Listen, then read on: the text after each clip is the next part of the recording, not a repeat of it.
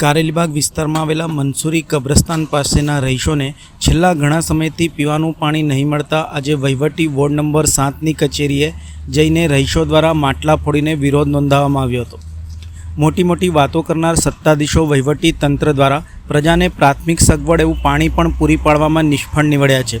મહારાજા સયાજીરાવ ગાયકવાડે આજવા સરોવરનું નિર્માણ કર્યું હતું, જેના કારણે મોટાભાગના વિસ્તારોમાં આજે પણ એ તળાવના મદદે પાણીની જરૂરિયાત પૂરી થઈ રહી છે।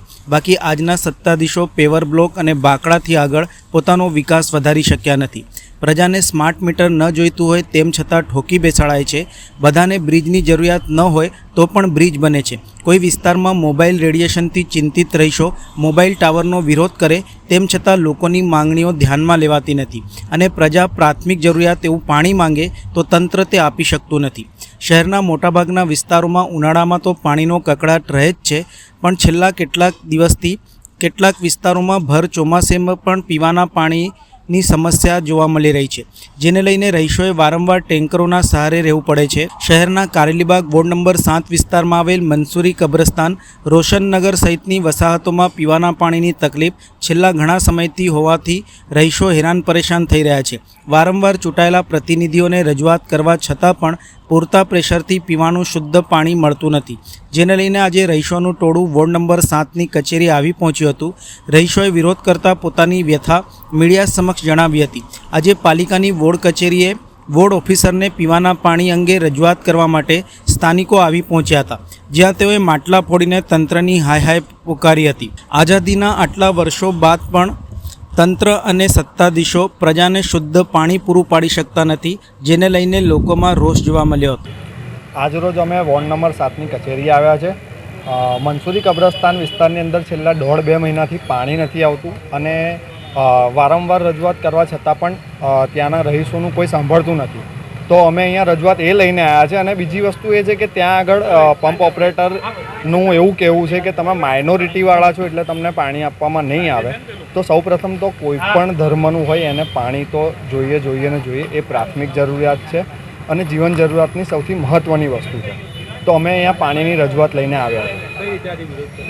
અમે આજે અહીંયા માટલા ફોડીને વિરોધ પ્રદર્શન કરવામાં આવ્યો છે।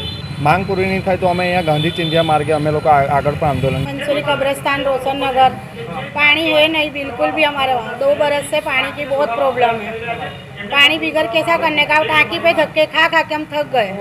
पानी की टाँकी पे सर मिलते नहीं है। पानी टाँकी ऊपर जाइए तो साहेब मिलता नहीं। पानी के लिए है साहेब, हाँ માટલા ફોડીને કર્યું છે। हाँ પાણી જોઈએ અમને 1 કલાક તો કમ્પ્લીટ પાણી જોઈએ। પાણી કોઈ ટાઈમ જ નથી, કેટલા વાગે આવે કેટલા વાગે જોતો રહે છે। હા એ ખબર રહીશાબેન। આજે અમે વોર્ડ નંબર 7માંથી મંસૂરી કબ્રસ્તાનના બહેનો સાથે આવ્યા છે વોર્ડ ઓફિસ। એ લોકોએ વારંવાર પાણીની ટાંકી ત્યાંના ઓફિસરોને રજૂઆત કરી છે, પણ એમની પાણીની સમસ્યાનો કોઈ નિકાલ આવતો નથી। માટે આજે અમે મિલનભાઈ શાહને અહીંયા ગાડી એમની રજૂઆત કરવા માટે આવ્યા છે કે તમે વોર્ડ ઓફિસર તરીકે આ લોકોની સમસ્યાનું કંઈક, આ લોકોનો જે સમસ્યા છે, જે પ્રશ્ન છે એનું કંઈ નિરાકરણ લાવી આપો। એટલા માટે અમને કીધું કે વોર્ડ ઓફિસર તરીકે તમે એમને દબાણ કરો કે ભાઈ આ લોકોને કેમ પાણી મળતું નથી અને પાણી લગભગ આ લોકોને 2 થી 2.5 મહિનાથી આવતું જ નથી, સદંતર નથી આવતું। આવે તો 5-10 મિનિટ આવે ને પછી જતું રહે છે। બાકી આજે અમે માટલા ફોડીને વિરોધ કર્યો છે, કોર્પોરેશનનો વિરોધ કર્યો છે, વોર્ડ ઓફિસરનો વિરોધ કર્યો છે અને પાણીના એન્જિનિયરોનો બધાનો વિરોધ કર્યો છે, કેમ કે એ લોકો એવું કહે છે કે તમે નિકાલ નહીં આવે તો અમે ગાંધી ચિંધિયા માર્ગે જઈશું, આગળ જ્યાં જવાનું થશે ત્યાં જઈશું, પણ આ સમસ્યા આ લોકોનો હમણાં સોલ્વ નહીં કરી આપે તો અમે ગાંધી ચિંધિયા માર્ગે જઈશું। મારું નામ મીનાબેન રાજપૂત।